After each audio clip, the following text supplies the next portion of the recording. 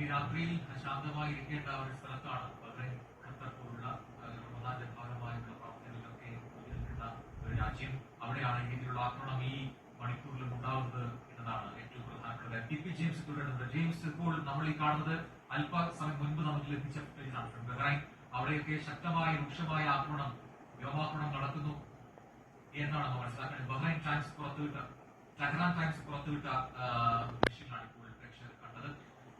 ജെയിംസിന്റെ ഇപ്പോഴത്തെ ഈ സംഘർഷത്തിന്റെ ഒരു പശ്ചാത്തലം കൂടി വളരെ കൃത്യമായി തന്നെ നമുക്ക് വിലയിരുത്തേണ്ടതുണ്ട്. കാരണം കഴിഞ്ഞ ദിവസങ്ങളിലൊക്കെ കഴിഞ്ഞ 3 തവണയായി നടന്ന ആണവ ചർച്ചകൾ, ജനീവയിൽ നടന്ന 3ാം വട്ട ആണവ ചർച്ചയും തീരുമാനമാകാതെ തിരിഞ്ഞു എന്നേ ഉള്ളൂ.